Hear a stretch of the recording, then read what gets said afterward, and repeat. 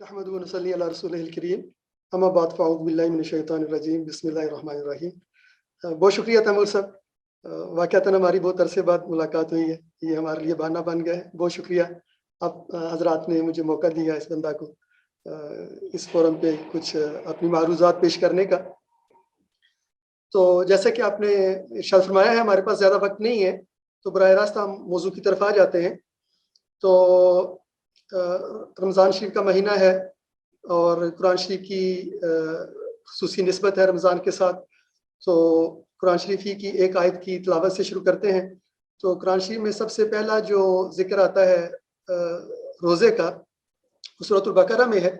اعوذ باللہ من الشیطان الرجیم بسم اللہ الرحمن الرحیم یا ایھا الذین آمنوا کتب علیکم الصیام کما کتب علی الذین من قبلکم لعلکم تتقون۔ تو اے ایمان والو، تم پر روزے فرض کیے گئے ہیں جیسا کہ تم سے پہلے والوں پر پچھلوں پر فرض کیے گئے تھے تاکہ تم پرہیزگار بنو۔ اس آیت میں جہاں روزے کی فرضیت کا ذکر ہوا ہے تو دو چیزوں کا ساتھ ذکر آتا ہے۔ ایک اس چیز کا کہ روزے صرف مسلمانوں کے لیے فرض نہیں کیے گئے، بلکہ جو ہم سے پہلی قومیں تھیں، ہم سے پہلے جو مذاہب تھے، ان میں بھی روزوں کی فرضیت پائی جاتی تھی، ان کے اوپر بھی روزے فرض تھے جو ہم سے پہلی قومیں گزری ہیں۔ اور دوسری بات یہ ہے کہ اس کا مقصد کیا ہے، تو ساتھ اس کا مقصد بھی بیان کر دیا گیا ہے کہ یہ صرف ایک ریچول نہیں ہے، یہ صرف ایک رسم سمجھ کے نہ کی جائے، بلکہ اس کا کوئی پرپز ہے، اور اس کے پرپز یہاں پہ اس آیت میں جو فوری طور پہ بیان کیا گیا ایک پرپز وہ یہ ہے کہ تاکہ تم تقوی اختیار کرو۔ تو اس مختصر مجلس میں ہم یہ دونوں جو پہلو ہیں آیت کے جو آخر پہ آتے ہیں، کما کتب علی الذین من قبلکم، اس کی تھوڑی سی وضاحت کرنے کی ایک لحاظ سے کوشش کر رہے ہوں گے، اور دوسرا اس کا میننگ اور سگنیفیکینس کیا ہے، لعلکم تتقون۔ تو میننگ اینڈ سگنیفیکینس بھی، لیکن ہم صرف اسلام کے حوالے سے نہیں بلکہ کمپیریٹیو پرسپیکٹو سے کرنے کی کوشش کریں گے انشاءاللہ۔ تو اب جب ہم یہ اس کو تقابلی انداز سے لے کے چلنے کی کوشش کریں گے، کمپیریٹیو انداز سے لے کے چلنے کی کوشش کریں گے، تو ایک تو ہوتا ہے کہ مختلف جب مذاہب کا مطالعہ کرتے ہیں تو تاریخی طور پہ ہر مذہب کی معلومات بیان کر دی جائیں، کسی دوسرے مذہب سے یا دوسری مذہبی روایت سے اس کا تعلق بیان کیے بغیر۔ لیکن جب آپ کوئی مذاہب کو کمپیریٹیولی ڈیل کرنا چاہ رہے ہوں تو آپ کو پھر مذاہب کا تاریخی انداز کے چھوڑ کے کچھ تھیمز لینا پڑتے ہیں کہ کسی خاص موضوع کو لے کے آپ پھر اس موضوع کو مختلف مذاہب کے نقطہ نظر سے ڈسکس کرتے ہیں۔ تو ایک لحاظ سے جب آپ کمپیریزن کرتے ہیں تو آپ تھیمیٹک سٹڈی کرتے ہیں، ہسٹوریکل سٹڈی وہ نہیں رہتی۔ جیسے کہ مثلا آج ہمارا سیشن ہے، تو اب ہم جب تقابلی انداز سے کر رہے ہوں گے تو اس میں لامحالہ ہمارے پاس ایک تھیم ہے جس کی روشنی میں ہم مختلف مذاہب کا ذکر کر رہے ہوں گے، اور وہ ہمارا تھیم ہے فاسٹنگ، روزہ۔ تو یہ تھیمز کی جو ہم نے کمپیریزن کی بات کی، تو عام طور پہ جو مذاہب کا کمپیریزن کیا جاتا ہے تو دو بہت بڑے بڑے تھیمز ہوتے ہیں کمپیریزن کے لیے۔ آف کورس ایک تو category of religion it self ہے کہ یہ جو مذہب ہے اس کی اصطلاح کیا، یہ کمپیریٹیو ہے، یہ مختلف کلچرز میں اس بامانی ہے یا نہیں ہے۔ ایک تو سب سے بڑی اصطلاح تو یہی ہوتی ہے۔ اس کے بعد جو دو عام ترین اصطلاحات آتی ہیں جو تقابل کے لیے استعمال ہوتی ہیں، وہ ایک ہے متھس اور ایک ہے ریچولز۔ متھس کا ترجمہ اگر آپ لفظی طور پہ کریں قصے کہانیاں، تو وہ شاید ہمیں یہ لگتا ہے کہ شاید ویسے گڑھی ہوئی قصے کہانیاں، تو اس کا بہتر ترجمہ اگر ہم اسلامی نقطہ نظر سے کریں تو قصص آپ کہہ لیں، جیسے قصص القرآن، قصص الانبیاء ہمارے یہاں ایک تصور پایا جاتا ہے۔ تو جس طرح ہمارے یہاں قصص القرآن ہے، قصص انبیاء ہیں، تو اسی طرح باقی ادیان میں بھی قصص ہوتے ہیں۔ وہ قصص ان کے مذہبی نقطہ نظر کا ایک خاص طرح سے اظہار ہوتے ہیں۔ اور دوسری بہت بڑی کیٹیگری متھس کے بعد ریچولز، انگریزی کی اگر آپ اصطلاح استعمال کرنے کی اجازت دیں تو ریچولز ہوتی ہے، جسے آپ عبادات کہہ لیں، رسومات کہہ لیں، تو اعمال کہہ لیں کہ مذہبی اعمال بجا لانا۔ تو یہ جو متھس اور ریچولز ہیں یہ دونوں ایسے کیٹیگریز ہیں کہ ان دونوں کا ہمیشہ آپس میں بہت چولی دامن کے ساتھ کا تعلق، چولی دامن کا تعلق ہوتا ہے، بہت گہرا تعلق ہوتا ہے۔ اگر آپ نے ریچولز پہ بات کرنا ہو تو اس کے ساتھ وابستہ کچھ متھس ہوتی ہیں، اور اگر آپ متھس کو سمجھنا چاہیں تو اس سے وابستہ کچھ ریچولز ہوتی ہیں۔ تو اکثر جو تھیوریٹیشنز ہیں جن نے تقابل ادیان کے اوپر اپنے معروضات پیش کرتے ہیں، نظری طور پہ سمجھنے کی کوشش کرتے ہیں مذہبی یہ جو مظاہر ہیں ان کو، تو اکثر وہ ریچولز اور متھس کو اکٹھا تھیورائز کرتے ہیں۔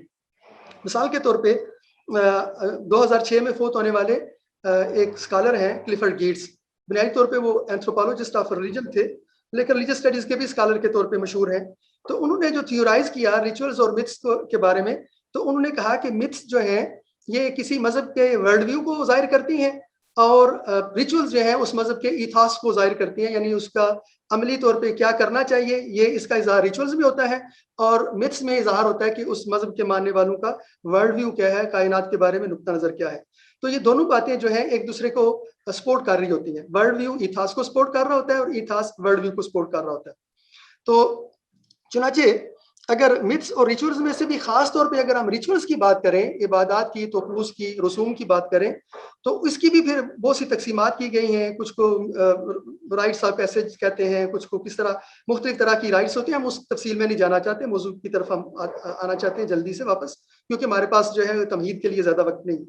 تو ریچولز میں بھی کئی اقسام ہیں، تو ان میں سے ایک سیٹ آف ریچولز ہے، ان کو اکٹھا ذکر کیا جاتا ہے، وہ ہے فاسٹ، فیسٹ اور فیسٹیولز۔ چنانچہ فاسٹ اور فیسٹیولز جو ہے ان کا اکثر ہمیشہ اکٹھا ذکر ہوتا ہے، اور ان کا جو سٹرکچر ہوتا ہے مختلف مذہبی روایات میں، تو اگر ہم غور کرتے ہیں تو ہمیں لگتا ہے کہ فاسٹ جو ہوتے ہیں، روزے جو ہوتے ہیں، یہ اکثر اکیلے نہیں آتے، بلکہ ان کے ساتھ کوئی فیسٹیولز ہوتے ہیں یا کچھ فیسٹ جو ہیں، دعوتیں ہوتی ہیں، اور اس طرح کے کچھ اور رسومات اس کے ساتھ وابستہ ہوتی ہیں۔ جیسے کہ ہمارے ہاں چونکہ الحمدللہ جو ہمارے اکثر سامعین ہوں گے ان کا تعلق اسلامی روایت سے ہے، تو ان کو زیادہ آسانی سے سمجھ آ سکتی ہے کہ ہمارے یہاں روزے ہیں، تو روزوں کے ساتھ متصل جو ہے یہ عید الفطر ہے، اور اسی طرح ہر شام کو جب ہم افطار کرتے ہیں تو روزہ ہوتا ہے سارا دن، اور روزے کے افطار کے وقت ایک فیسٹ کا ایک سامان ہوتا ہے۔ تو چنانچہ اس طرح کی جو روزے کی ریچول ہے، اس کو اکیلے نہیں دیکھا جاتا۔ پہلی بات ہم نے یہ کی کہ ریچول کو، یہ چاہے روزے کی ہو یا کوئی اور ہو، اس کو اس کے ساتھ وابستہ جو واقعات ہوتے ہیں، قصص ہوتے ہیں، جن کے تحت اس کو اس مذہب میں شروع کیا گیا ہوتا ہے، اس کو سمجھنے کے لیے اسے قصص کو سمجھنا ضروری ہوتا ہے۔ دوسرا یہ ہے کہ روزوں کے ساتھ جو اور فیسٹیولز ہوتے ہیں، کچھ فیسٹ اور فیسٹیول ہوتے ہیں، ان کے ساتھ ملا کے سمجھے تو ہمیں بہتر سمجھ آ سکتی ہے۔ یہ تمہید ہمیں اس لیے باندھنے کی ضرورت پیش آئی کہ ہم روزے کے بارے میں صرف اسلام کے نقطہ نظر سے بات نہیں کر رہے تھے، بلکہ ہمیں تقابلی انداز سے بات کرنا تھی، تو اس لیے تھوڑی سی اس کا ایک فریم ورک کہ ہم بات کیسے چلائیں گے وہ بیان کرنے کی کوشش کی ہے۔ تو چنانچہ وقت کے لحاظ سے ہم تھوڑا مختصر کرتے ہوئے واپس آتے ہیں کہ ہماری جو مذہبی روایات ہیں وہ تو بہت ساری ہیں۔ ہم نے سامی ادیان کی جو 3 روایات ہیں ان کو چنا ہوا ہے تقابل کے لیے، اس میں یہودیت ہے، مسیحیت ہے اور اسلام ہے۔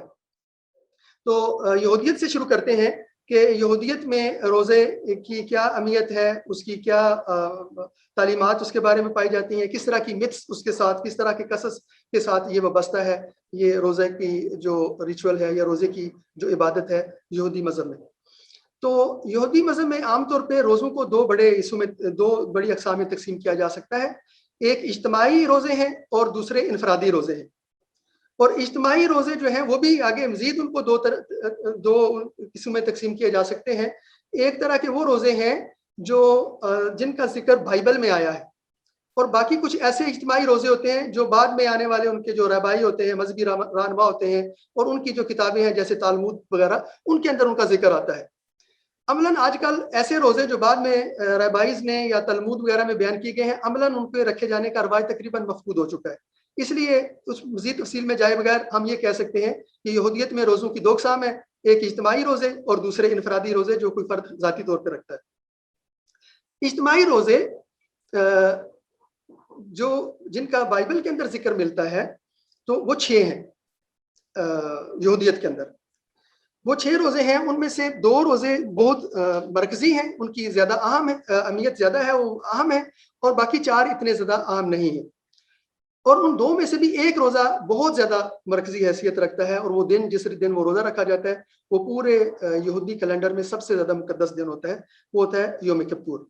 یوم کپور جو ہے دا ڈے آف اٹونمنٹ کے طور پہ بھی اس کا ترجمہ کیا جاتا ہے، یہ یہودی کیلنڈر کا سب سے مقدس دن ہوتا ہے، اور یہی ان کے روزے کا دن ہوتا ہے۔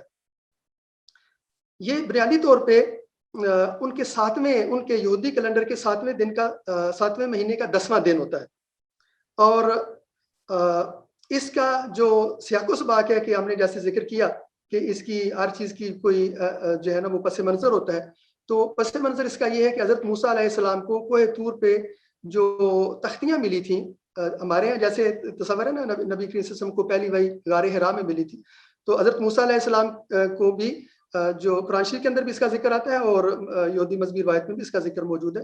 تو ان کو لکھی ہوئی تختیاں ریویلیشن کے طور پہ دی گئی تھی کوئی طور پہ. تو اس دن کی جو ہے نا یاد کے طور پہ یہ روزہ رکھا جاتا ہے اور یہ دن عام ہوتا ہے. جس طرح ہمارے ہاں یہ ہے کہ ہم کہتے ہیں کہ اللہ پاک ہمارے رمضان کے روزوں کو قبول فرما اور ہماری راتوں کے قیام کو قبول فرما. تو روزوں کا سیام اور قیام آپس میں وابستہ ہوتا ہے.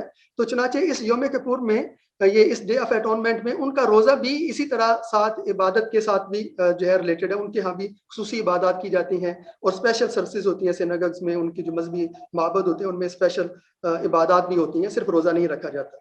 عام طور پہ جو زیادہ راسخ العقیدہ یہودی ہوتے ہیں وہ دن میں 3 دفعہ عبادت کرتے ہیں, جیسے آپ کہہ لیں نماز پڑھتے ہیں, اور سبت والے دن چوتھی وہ ہو جاتی ہے, اور یوم کپور کو 5 دفعہ وہ عبادت کی جاتی ہے. تو یہ ایک خصوصی طور پہ اس میں زیادہ عبادت کی جاتی ہے اور روزہ بھی رکھا جاتا ہے. تھوڑا سا اس کا فرق ہے, ٹائمنگ کا فرق ہے. ہمارے یہاں عام طور پہ ہم صبح صادق سے لے کے غروب آفتاب تک روزہ رکھتے ہیں. یوم کپور کا جو روزہ ہے یہ صبح صادق سے لے کے نہیں بلکہ غروب طلوع آفتاب سے شروع ہوتا ہے. نہیں ساری یہ دوسرے روزے ان کے شروع ہوتے ہیں. یہ جو روزہ ہے یہ غروب آفتاب سے شروع ہوتا ہے, سورج ڈوبنے سے, جو ایک دن پہلے سورج غروب ہوگا, اور اگلے دن غروب آفتاب پہ بند نہیں ہوگا بلکہ غروب شفق پہ بند ہوگا. یعنی عملاً یہ تقریباً 25 دن کا روزہ بن جائے, بہت لمبا روزہ بن جاتا ہے, اور اس پورے 25 دن میں کھانا پینا منع ہوتا ہے. تو یہ 25 گھنٹے شاید, جی میں 25 دن کہہ گیا ہوں, ساری 25 گھنٹے. تو یہ بہت ہی لمبا روزہ بن جاتا ہے, 25 گھنٹے کا تقریباً, ایک پورے دن سے بھی بڑا روزہ بن جاتا ہے, کیونکہ یہ غروب آفتاب سے شروع ہوگا اور غروب شفق پہ جا کے ختم ہوگا. تو یہ اس لحاظ سے بھی عام ہے, یا بڑا روزہ میجر فاسٹ کہتے ہیں نا. تو انگریزی کا لفظ اگر میجر استعمال کر رہے ہیں تو ایک تو یہ ہے کہ ان کے مذہبی سگنیفیکینس کے لحاظ سے بڑا میجر ہوتا ہے, اور ایک عملاً اس لحاظ سے بھی کہ وقت کے لحاظ سے دورانیہ کے لحاظ سے بھی بہت لمبا روزہ ہوتا ہے.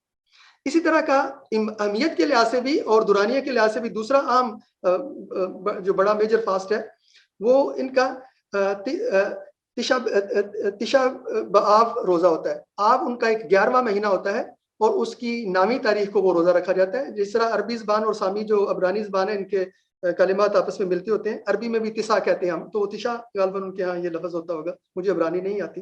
تشا بآب اس کا معنی ہوتا ہے کہ آب مہینے کی 9ویں تاریخ کا روزہ. تو یہ روزہ جو ہے یہ بھی ان کے ہاں اسی طرح لمبا روزہ ہوتا ہے جیسے کہ یوم کپور کا روزہ ہوتا ہے, اور یہ بھی اسی طرح غروب آفتاب سے شروع کر کے اگلے دن غروب شفق تک رہے گا. بہت لمبا روزہ ہوتا ہے. اس کے علاوہ 4 ایسے روزے ہیں جو طلوع آفتاب سے لے کے تو غروب شفق تک صرف رکھے جائیں گے.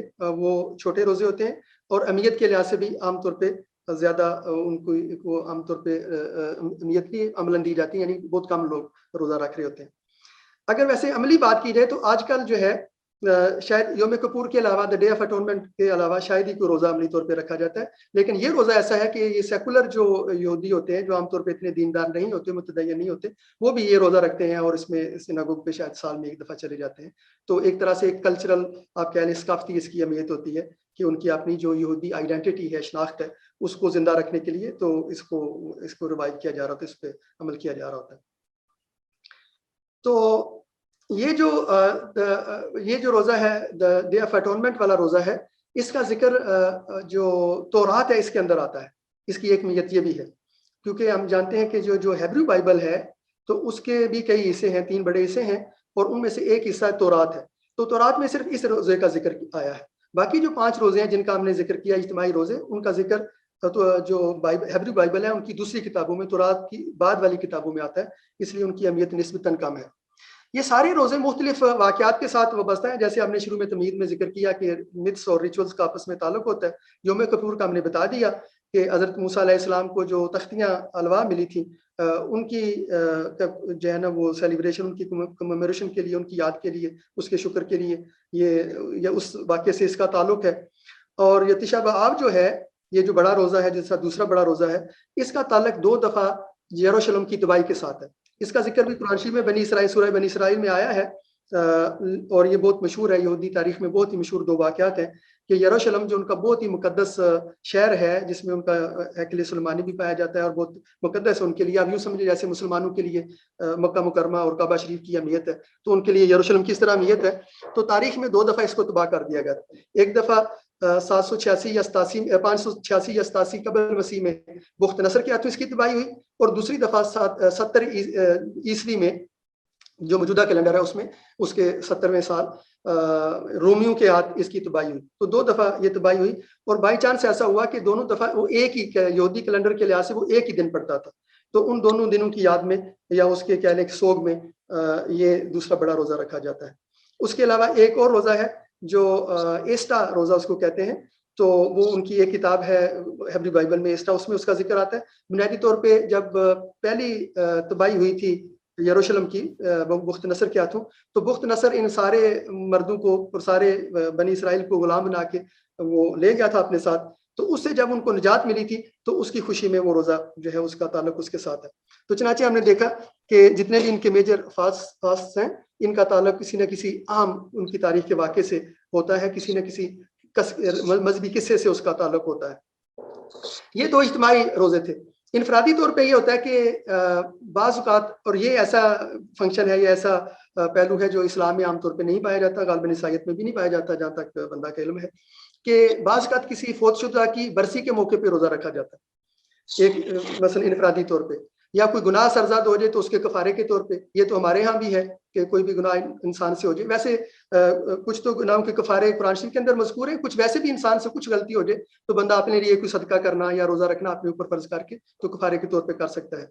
تو اسی طرح یہ ہے کہ تورات کا اگر سکرول جو ہے، یعنی تورات اگر گر جائے، اس کا نسخہ اگر زمین پہ گر جائے تو جتنے لوگ وہاں پہ موجود ہوں تو وہ اس کے کفارے کے لیے روزہ رکھیں گے. لیکن یہ روزے انفرادی ہوتے ہیں، اور کوئی بندہ توبہ کرنا چاہتا ہے، کوئی اللہ پاک کے حضور اپنی اکساری کا اظہار کرنا چاہتا ہے، استغفار کرنا چاہتا ہے، تو اس کے لیے انفرادی طور پہ روزہ رکھ سکتا ہے. تو یہ کچھ تھوڑی سی بات ہے. چونکہ ہمارے پاس وقت زیادہ نہیں ہے تو ہم اتنے پہ اکتفا کرتے ہیں اور آ جاتے ہیں مسیحیت کی طرف، کہ اس میں جو ہے وہ روزے کا کیا معاملہ ہے، کیونکہ ہمارے پاس تقریباً 20 منٹ گزر چکے ہیں. اچھا، یہ مسیحیت میں روزے سے جو بات کر رہے ہیں تو اس میں پہلے مسیحیت کو تھوڑا سا سمجھنے کی ضرورت ہے کہ مسیحیت جیسا کہ نام سے ظاہر ہے، حضرت عیسیٰ علیہ السلام کو مسیح کہتے تھے تو ان کے نام سے منسوب ہے.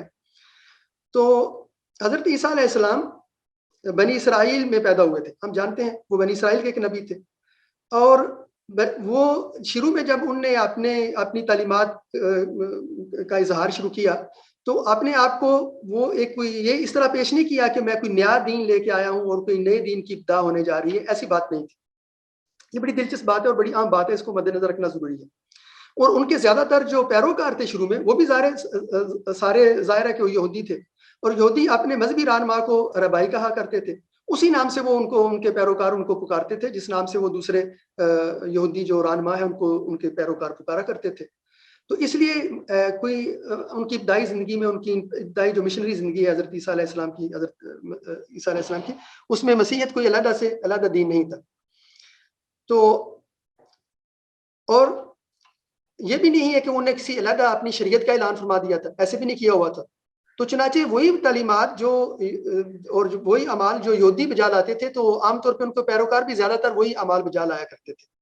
لیکن یہ ہے کہ لیکن کچھ اعمال کے بارے میں اہمال، یا جو کہنے کہ ان کے بارے میں اتنی زیادہ توجہ نہ کرنا، اس کا رجحان ان کے ہاں پایا جاتا تھا، کیونکہ حضرت عیسیٰ علیہ السلام اعمال کی جو روح ہے اس پہ بہت زیادہ فوکس کرتے تھے، اور جو اعمال کی شکل ہے بعض اوقات اس کی طرف جو ہے نا اس کی بجائے اس کی روح کی طرف توجہ دلاتے تھے.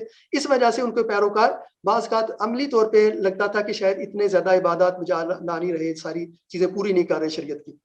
چنانچہ متی کی انجیل میں یہ بات موجود ہے کہ ان کے حضرت یحییٰ ان کے جو معاصر تھے اور ان کے پیروکاروں نے، ان کے کسی شاگرد نے ان سے پوچھا کہ ہم جو ہے ہم روزہ رکھتے ہیں اور یہودی بھی روزہ رکھتے ہیں، تو آپ کے پیروکار ہیں، ان کے حضرت یحییٰ کے پیروکار نے حضرت عیسیٰ علیہ السلام سے یہ سوال کیا، تو آپ کے پیروکار یہ روزے کیوں نہیں رکھتے؟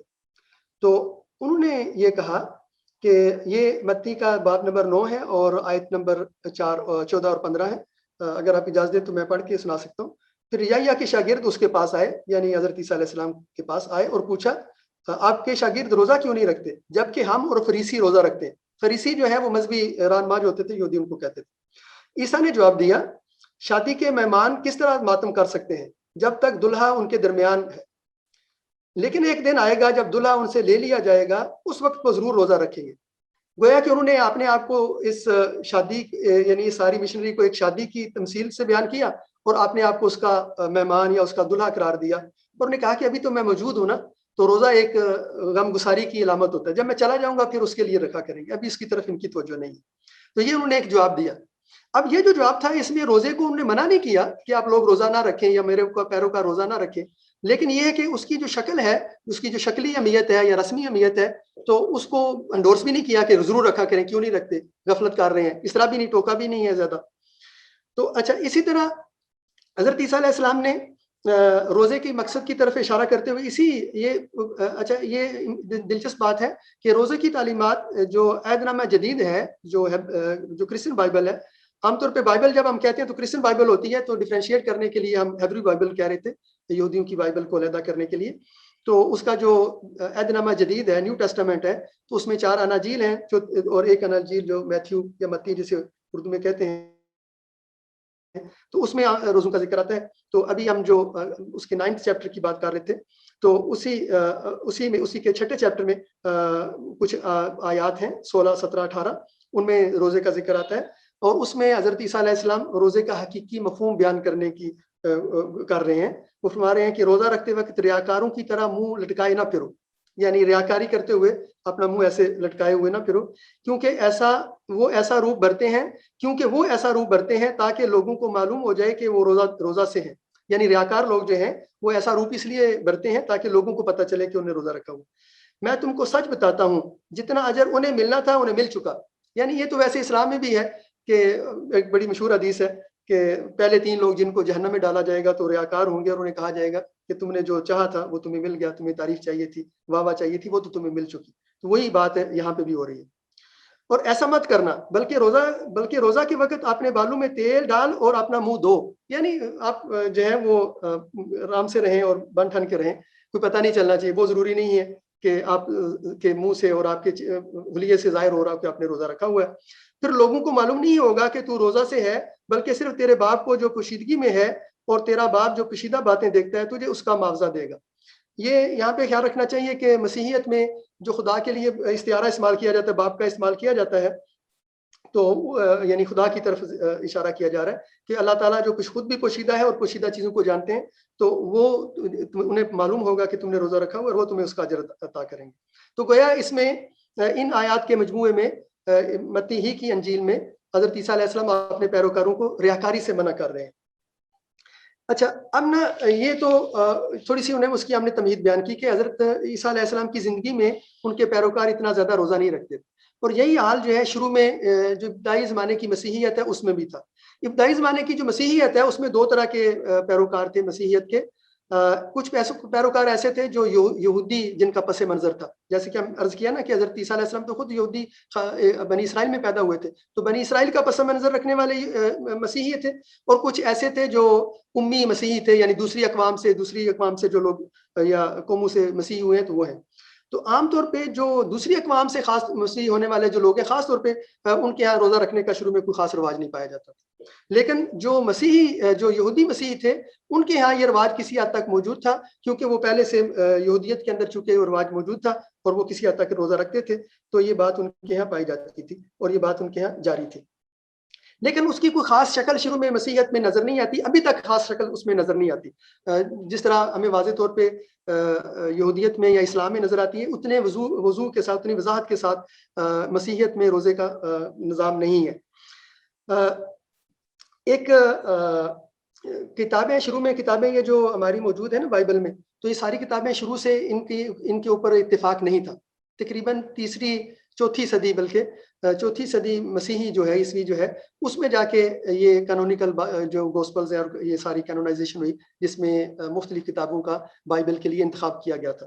اس سے پہلے کچھ اور کتابیں بھی مشہور تھیں، ان میں ایک دیداش ایک کتاب ہے، تو اس کتاب کے اندر جو ہے روزوں کا ذکر ہے، لیکن اس میں اس طرح ذکر ہے کہ یہ جو ریاکار ہیں نام نہیں لیا گیا، غالباً اشارہ جو فریسیوں کی طرف ہے، یہودی رہنماؤں کی طرف ہے، تو یہ روزہ رکھتے ہیں سوار کا اور جمعرات کا، تو تم جو ہے نا ان سے اپنے آپ کو علیحدہ کرنے کے لیے سوار اور جمعرات کی بجائے بدھ اور جمعے کا روزہ رکھا کرو.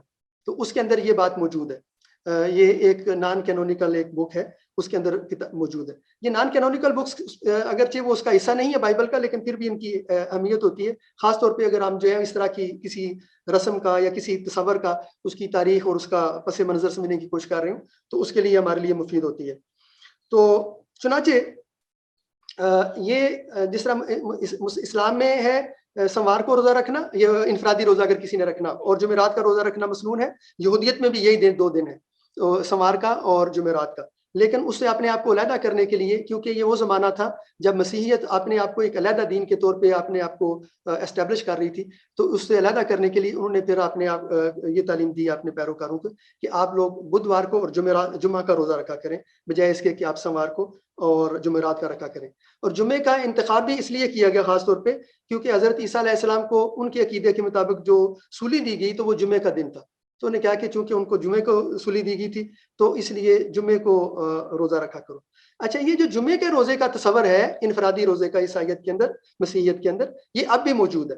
اب بھی چونکہ بندہ کو ایک مسیح معاشرے میں کچھ عرصہ رہنے کا موقع ملا تھا، تو ہماری جو میس ہوتی تھی تو جمعے والے دن اس میں گوشت نہیں پکتا تھا. تو وہ یعنی پہلے شروع میں کبھی خاص نوٹ نہیں کیا کہ فلاں دن گوشت نہیں پکتا، تو بعد میں اندازہ ہوا، حالانکہ وہ اتنا مذہبی معاشرہ نہیں تھا. تو لیکن یہ ہے کہ وہاں پہ ساتھیوں نے بتایا کہ اصل میں یہ جمعے کو بعض ٹریڈیشنل لوگ جو بہت زیادہ راسخ العقیدہ ہوتے ہیں انہیں روزہ رکھا ہوتا ہے، یا تو اور ان کے روزے میں تھوڑا سا ابھی ہم اس کی طرف آتے ہیں تفصیل کی طرف کہ روزے سے مراد کیا ہے. تو اس سے مراد یہ نہیں ہوتے کہ جس طرح ہمارے ہیں کہ کچھ نہیں کھانا پینا. مسیحیت میں روزہ بہت آسان ہے. تو مسیحیت میں روزہ جو ہے جو عملی طور پہ رکھا جاتا ہے تو وہ یہ ہے کہ صرف جو ہے نا وہ کھانے سے روزہ ہے، پینے سے روزہ نہیں ہے. پینا ایک تو جاری رہے گا، ایک تو یہ بات ہے. دوسری بات یہ ہے کہ کھانا بھی مکمل طور پہ نہیں ہے، کھانے میں پابندی یہ ہے کہ گوشت نہیں کھانا. تو اسی لیے فاسٹنگ کی بجائے اس کو ایبسٹیننس یا پرہیز بھی کہتے ہیں کہ گوشت سے پرہیز ہے. تو جمعے کا روزہ اس کا معنی ہے کہ جمعے کو گوشت نہیں کھا رہے.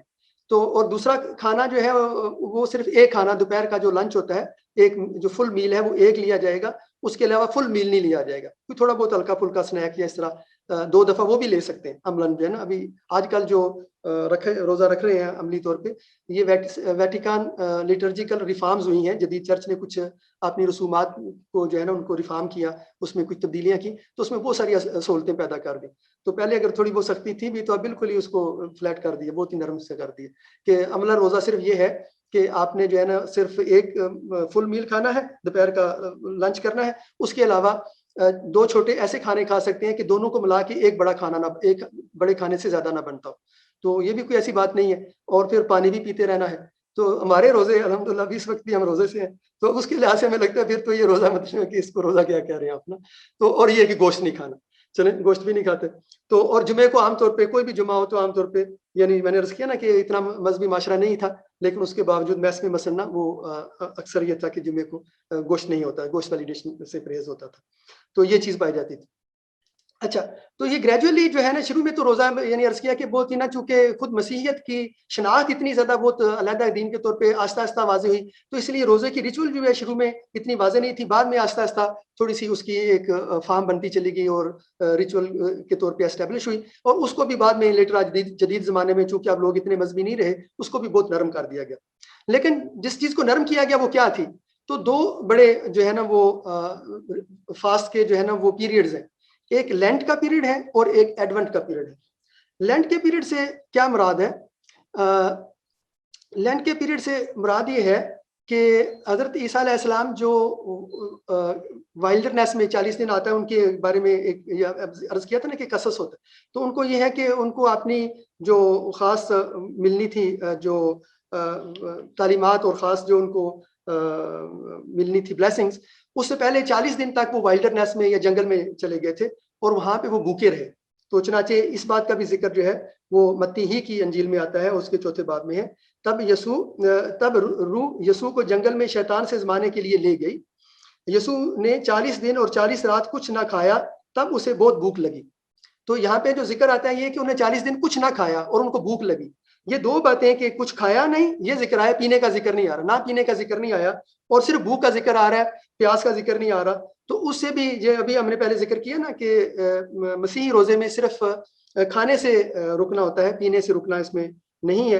تو اس کو باقاعدہ جو ہے پھر کرسچینٹی نے اس کو انسٹیٹیوشنلائز کر لیا تھا لینٹ کے روزے جو ہیں ان کی شکل میں. تو یہ 40 دن کا پیریڈ ہوتا ہے.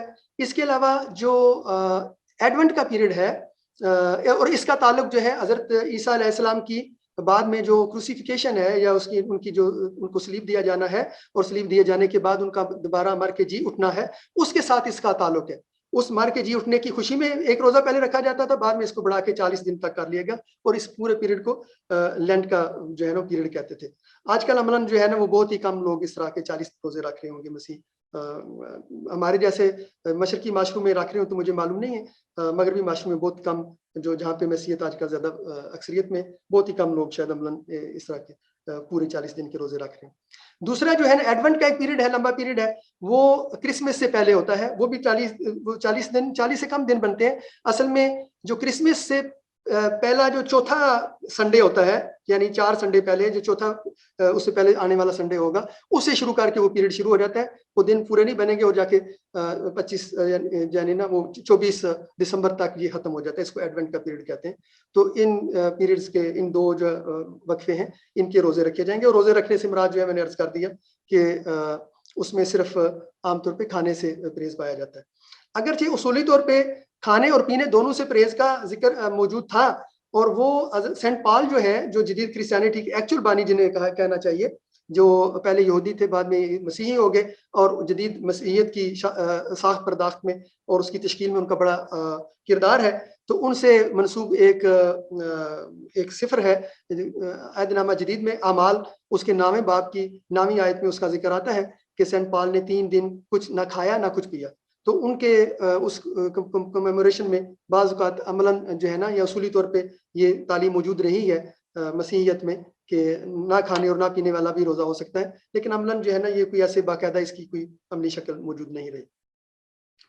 تو چنانچہ کیتھولک انسائکلوپیڈیا میں روزے کی جو ڈیفینیشن کی گئی ہے وہ یہی کی گئی ہے، 24 گھنٹوں میں صرف ایک پورا کھانا کھانا اور گوشت خوری سے پرہیز کرنا. تو بس سمپلی اتنا لکھا گیا، اس کے علاوہ کوئی بہت زیادہ اس کے اندر موجود نہیں، تعلیمات موجود نہیں. تو ہمارے پاس ابھی جو تھوڑا سا ٹائم رہ گیا ہے، اگر ہم تھوڑا سا تقابلی ذکر کر لیں. بندہ نے کبھی اس پہ ایک پیپر پیش کیا تھا کسی موقع پہ اور بعد میں وہ پبلش بھی کیا تھا. تو اگر آپ مجھے اجازت دیں تو میں اس کو سامنے رکھ کے تھوڑے سے کچھ پوائنٹس میں نے جو ہے نا یہ پھر تقابلی جو پیرللز اور کنٹراسٹ ہیں، سملیرٹیز ڈس سملیرٹیز ان تینوں مذہبی روایات میں وہ بیان کر دوں. اسلام کے بارے میں اس لیے بات تفصیل سے علیحدہ سے نہیں کرتے کہ الحمدللہ اسلام کے بارے میں روزوں کی فرضیت اور اس کا پس منظر وہ ہمیں پہلے سے معلوم ہے زیادہ تر ہمارے جو شرکاء ہیں. تو یہ جو بچ گئے ہیں ہم اس کو اگر آپ تقابل کے لیے اجازت دیں تو ہم اس کو اس طرح استعمال کر لیتے ہیں. تو تقابل جائے. اچھا جی ضرور ضرور جی. تو ایک تو جو ہے کہ جیسے پہلے ہم نے عرض کیا کہ جتنے بھی یہ جو تینوں مذہبی روایات میں روزے ہیں، اسلام میں بھی شہر رمضان الذی انزل فیہ القرآن، تو یہ بہت واضح ہے کہ رمضان کے مہینے میں قرآن شریف نازل ہوا اور نبی کریم صلی اللہ علیہ وسلم پہ پہلی وحی غار حرا میں رمضان کے مہینے میں انہیں ملی. تو رمضان کا تعلق اور روزے کا تعلق قرآن شریف سے ہے اور اسی لیے ہم اس میں پڑھتے ہیں، تراویح میں پڑھتے بھی ہیں قرآن شریف. تو جس طرح ہمارے ہاں ہے تو اسی طرح تینوں ان مذہبی روایات میں کسی خاص واقعے کے ساتھ اس کا تعلق ہے. تو ہم نے دیکھا کہ حضرت عیسیٰ علیہ السلام کی وائلڈرنیس میں جانے کی بات ہو، حضرت موسیٰ علیہ السلام کے کوہ طور پہ جانے کا معاملہ ہو، یا نبی کریم صلی اللہ علیہ وسلم کا غار حرا میں پہلی دفعہ ان کو قرآن شریف ملنا اور وحی ملنا اس کی بات ہو. تو تینوں جو مذاہب کے بانیان ہیں ان کی زندگی میں خاص واقعہ پیش آیا اور اس کے ساتھ روزے کا تعلق ہے. اور تینوں روایات میں جو مذہبی تعلیمات کے ملنے سے ان کا تعلق بنتا ہے کہ مذہبی تعلیمات جب شروع ہوتی ہیں، حضرت موسیٰ علیہ السلام کو الوا دی گئیں اور جو ہے نبی کریم صلی اللہ علیہ وسلم کو قرآن شریف دیا گیا، تو اس کے ساتھ ان کا تعلق ہے. تو جیسے کہ ہم نے شروع میں کہا تھا نا کہ ریچول کا اور متھ کا آپس میں تعلق ہوتا ہے، مذہبی قصے کا اور مذہبی جو عبادت ہوتی ہے، جو اس کی انسٹیٹیوشنلائزیشن کی گئی ہوتی ہے، اس کا آپس میں تعلق ہوتا ہے. تو یہ تعلق ان تینوں مذہبی روایات میں ہمیں بڑے واضح طور پہ نظر آتا ہے.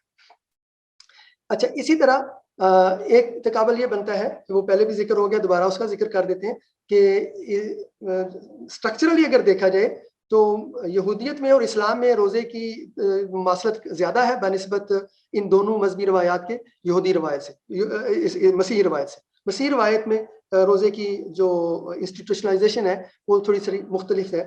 اس میں جس میں آپ نے کہا کہ وہ جزوی طور پہ روزہ ہوتا ہے، صرف کھانے سے روزہ ہوتا ہے عمومی طور پہ، اور اس میں اتنا زیادہ زور نہیں دیا جاتا ہے، اس کی اتنی زیادہ سنٹریلٹی نہیں ہے مذہبی روایات میں، اس میں مسیحی مذہبی روایت میں، جتنی کہ یہودیت میں یوم کپور کی سنٹریلٹی ہے، یا جتنی رمضان کے روزوں میں اسلام کی ہے. اسلام میں تو 5 جو 5 پلرز ہیں ارکان اسلام ہے، اس میں شمار کیا جاتا ہے رمضان کے روزوں کو. تو مسیحیت میں ایسی مرکزی حیثیت روزے کو حاصل نہیں ہے. اچھا، اسی طرح پھر ہم نے ذکر کیا پہلے کہ اسلام میں اور یہودیت میں سموار اور جمعرات کا روزہ مسنون، ہمارے یہاں جسے ہم مسنون کہتے ہیں، ان کے یہاں مروج ہے یہودیت کے ہاں، اور اس کو پریفر ڈے آف ویک ہوتا ہے جس میں کہ وہ روزہ رکھنا زیادہ ترجیح اس کو حاصل ہوتی ہے. اور مسیحیت میں اس معاملے میں بھی وہ علیحدہ ہیں، تو وہ بدوار اور خاص طور پہ جمعے کو ترجیح حاصل ہوتی ہے روزہ رکھنا اگر کسی نے شادی طور پہ روزہ رکھنا ہو. اچھا، اور یہ اس کے بعد ہم نے یہ کہا کہ جو ہے نا پہلے بھی ذکر آیا، دوبارہ اس کا یعنی نا پیرلل اگر ہم کریں تو تینوں مذہبی روایات میں روزہ جو ہے اس کا خاص عبادات کے ساتھ اور دعاؤں کے ساتھ بھی تعلق ہوتا ہے. جب روزہ رکھا جاتا ہے تو صرف روزہ نہیں رکھا جاتا بلکہ اس کے ساتھ ملحق اس کے ساتھ عبادات ہوتی ہیں خاص، اور خاص دعائیں ہوتی ہیں اور وہ کی جاتی ہیں. اچھا، اسی طرح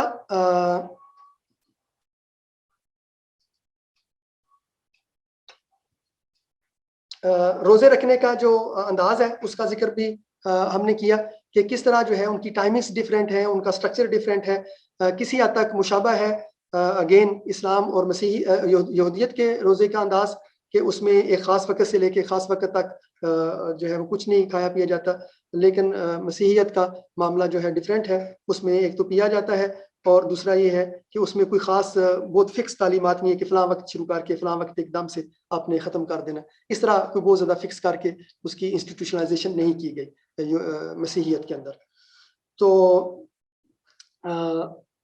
تینوں مذاہب کے جو مذہبی کتب ہیں یہ اس بارے میں متفق ہیں کہ روزہ جو ہے وہ بذات خود ایک اینڈ نہیں ہے بلکہ مین ہے، ایک ذریعہ ہے، یہ خود مقصود نہیں ہوتا. اور ذریعہ ہے جیسے قرآن شریف میں لعلکم تتقون، تاکہ تم تقوی والے بن جاؤ.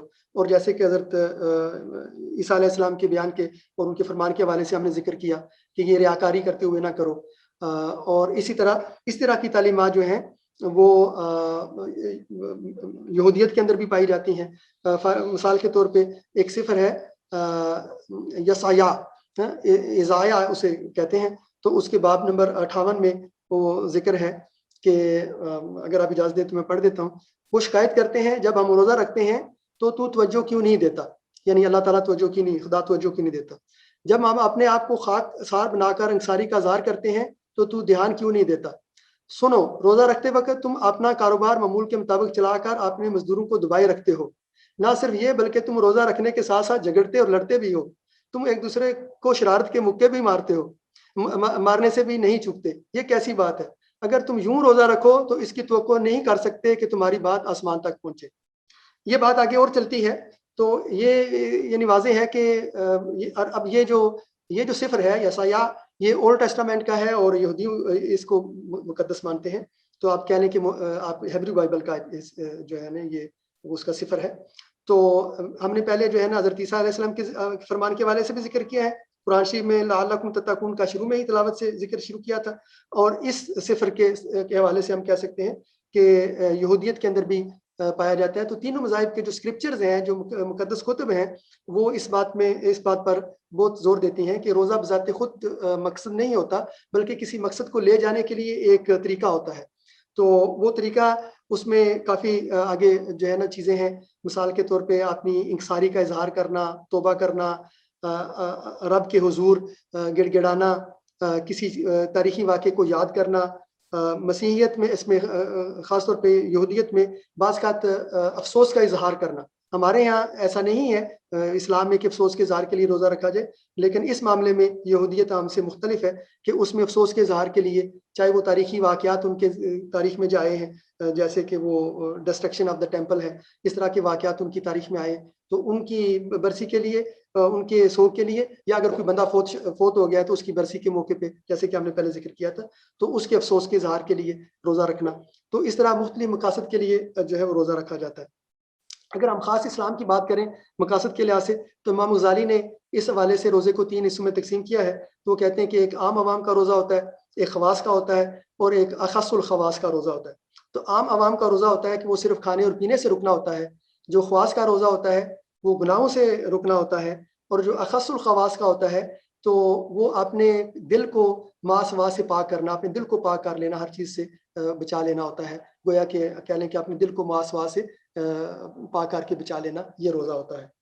تو اسی طرح امام غزالی نے جو ہے نا روزے کی جو اہمیت بیان کی ہے، ایمانویت بیان کی ہے، کہ اس سے مراد یہ ہوتی ہے کہ انسان اپنی جو ایک انسان کا جسم ہے اور ایک روح ہے، ایک جسد ہے اور ایک روح ہے. تو جو جسم کی ریکوائرمنٹس اپنی ہوتی ہیں اور روح کی ریکوائرمنٹس اپنی ہوتی ہیں. جب ہم اور جسد کی ریکوائرمنٹس اس کی خواہشات ہوتی ہیں، اس کی اپنی شہوات ہوتی ہیں، اگر وہ پوری کی جائیں تو روح کمزور ہوتی ہے، اور اگر ان خواہشات کو قابو میں رکھا جائے تو روح مضبوط ہوتی ہے. تو روزے کا ایک مقصد یہ ہے کہ انسان کو اپنے اوپر قابو پانے کی ٹریننگ حاصل ہو، اور وہ اپنی خواہشات اور اپنی شہوات اس کو قابو کر سکے، تاکہ اس کا جسم جو ہے اس کی نسبت اس کی روح جو ہے زیادہ مضبوط ہو. چنانچہ اگر روزہ رکھتے وقت، اگر اس نقطہ نظر کو لے کے چلیں، اگر روزہ رکھتے وقت مجموعی طور پہ ہم افطار کرتے وقت اور سحری کے وقت اتنا زیادہ کھا پی لیں کہ باقی عام دنوں میں 24 گھنٹوں میں اس سے کم کھاتے ہوں، تو گویا کہ روزے کا مقصد جو ہے وہ جو حقیقی مقصد ہے وہ فوت ہو جائے گا، اور وہ پورا نہیں ہو سکے گا کہ ہم اپنی خواہشات کو اور اپنی شہوات کو صحیح معنوں میں وہ اس پہ قابو پانے کی کوشش کر رہے ہوں، تو وہ اس سے پورا نہیں ہو پائے گا. یہ جو ہے نا یہ کچھ ہم نے بیان کی کہ اس کی کچھ مقاصد ہیں. اس پہ ظاہر ہے کہ بات آگے بڑھائی جا سکتی ہے، اگر تھوڑی سی بات کرنے کا یا سوال وغیرہ کا وقفہ ہوگا شاید اس میں کر لیں. لیکن ابھی امی نے جو امام غزالی کے حوالے سے بات کی نا کہ ایک روح ہے اور ایک جسد ہے، اس حوالے سے تھوڑی سی بات بنتی ہے. تو وہ یہ ہے کہ کیا روزہ جو ہے یہ سوسائٹی کی اور انسان کے اپنے جسد کی نیگیشن کا نام ہے؟ یہ ایک سوال پیدا ہوتا ہے اس کی معنویت کے حوالے سے. تو اس کو اگر تھوڑا سا ڈسکس کیا جائے تو لگتا ہے یہ ہے کہ بظاہر بادی نظر میں یہ لگتا ہے کہ روزہ بنیادی طور پہ اپنی جسمانی جو خواہشات ہیں یا اپنی جسمانی ضرورتوں کی نگیشن ہے، اور اسی طرح معاشرے کی ایک طرح سے نگیشن ہے کہ اس سے علیحدہ چلے جانا یا رہبانیت اس کا انداز پایا جاتا ہے. لیکن عملاً ایسا نہیں ہے. ایک تو اس لیے بھی کہ جیسے کہ ہم نے شروع میں کہا کہ فاسٹ، فیسٹ اور فیسٹیول یہ تینوں آپس میں کنیکٹڈ ہوتے ہیں. تو یہ آپس میں کنیکٹڈ نہ ہوتے اگر روزہ جو ہے بنیادی طور پہ یہ رہبانیت ہوتا اور اپنے جسد کی نفی کرنے، اس کا معنی اپنے جسد کی نفی کرنا ہوتا. تو چنانچہ روزے ختم ہوتے ہیں تو عید ہوتی ہے، جن کو روزے افطار کیا جاتا ہے تو افطاری کے وقت جو ہے نا ایک فیسٹیول کا سما ہوتا ہے، اور جب پورا مہینہ مکمل ہوتا ہے ہمارے یہاں مثال کے طور پہ تو عید کا سما ہوتا ہے. تو اس کا معنی ہے کہ جسم کو نگیٹ نہیں کیا جا رہا، بلکہ ایک ڈیپر لیول پہ اس کو اور اس کی ریکوائرمنٹس کو چینلائز کیا جا رہا ہے، اور ان کو بالکل ٹوٹلی نگیٹ نہیں کیا جا رہا. اسی طرح سوسائٹی کو نگیٹ نہیں کیا جا رہا.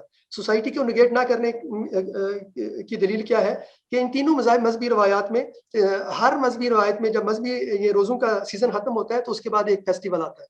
تو اس فیسٹیول کے آنے کا معنی، اور فیسٹیول ہم جانتے ہیں کہ یہ اجتماعی ایک ایکٹیویٹی ہوتی ہے، تو اس کا معنی ہے کہ روزہ ایک رہبانیت کی یا اپنے جسمانی ضرورتوں کی نگیشن نہیں ہوتا، بلکہ ان کی چینلائز کرنے کی کوشش ہوتا ہے، اور سوسائٹی کو ایک ڈیپر جو ہے نا اس کے ساتھ انٹیگریشن کی اس کے اندر معنویت پائی جاتی ہوتی ہے. یہ کچھ معروضات تھیں، پتہ نہیں کہ وہ لکھی پڑی چیزیں تھیں میرے پاس، تو میں ان کو صحیح طور پہ سمیٹ سکا ہوں یا نہیں، تو شاید کچھ اور سوال و جواب میں چیز واضح ہو سکے. تو یہ واخر دعوانا الحمدللہ رب العالمین.